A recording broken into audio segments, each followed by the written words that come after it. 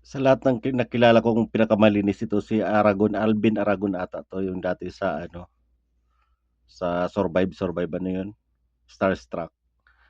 Sobrang linis magsalita, napakalinis na tao 'to. Ito, pakinggan mo.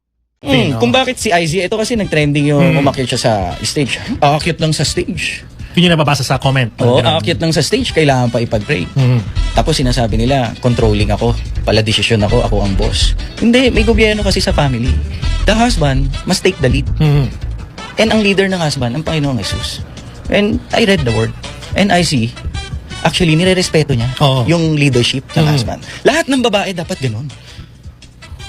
Dito sa bansa natin. Kaya parang sa ibang bansa. sa masasabi natin parang napakaganda na harmonious yung pagkasama ng family niya because of the mini government. Sinasabi nila, kaya pala wala sa concert si IC dahil dyan sa lalaking yan eh. Teka lang ha. Matagal lang wala si IC sa Sex Bomb, 2009 pa lang. Bago pa ikaw dumating. Hindi pa nga ako yung asawa eh.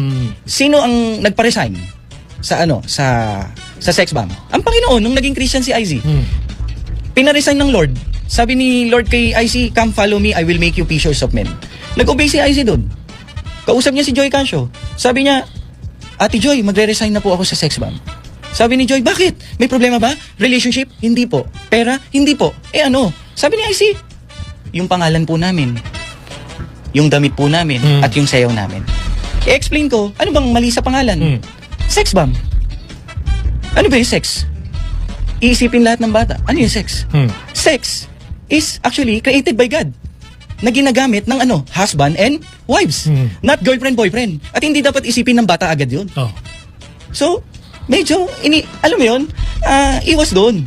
Hindi pleasing yun. Hindi maganda impluensya sa mga ibang maraming tao sa Pilipinas, sa mga bata especially. Kasi hindi pa time eh, para isipin nila yung sex kasi bata pa sila. Second, yung damit. Yan. May damit kasing gagalangin ka. Pero may damit nakita yung cleavage mo at saka legs. Walang lalaking magnanasa kung maayos ka manamit. Maraming lalaki gusto makakita ng cleavage tsaka legs eh. Kahit naka-see-through ka pa. Oh, anong sabi ni Jesus? If you look lustfully at the woman, you are already committed adultery in your heart. So, parang sinasabi mo, yung mga... Tingnan mo pala ng babae na nagnanasa ka, parang ginawa mo na yung physical act. Ano pa? Sayaw. Merong wholesome na sayaw, merong sayaw na seducing. Sinasabi nila, kaya pala wala sa concert si IC dahil dyan sa lalaking yan eh. Teka lang ha. Matagal lang wala si IC sa Sex Bomb, 2009 pa lang. Bago pa ikaw dumating. Hindi pa nga ako yung asawa eh. Sino ang nagpa-resign sa sa Sex Bomb? Ang Panginoon nung naging Christian si IC. Pina-resign ng Lord. Sabi ni Lord kay IC, come follow me, I will make you fishers of men. Nag-obey si IC dun. Kausap niya si Joy Cancio. Sabi niya, Ate Joy, magre-resign na po ako sa Sex Bomb. Sabi ni Joy, bakit? May problema ba? Relationship? Hindi po. Pera? Hindi po. Eh ano? Sabi ni IC, yung pangalan po namin, yung damit po namin, at yung sayaw namin.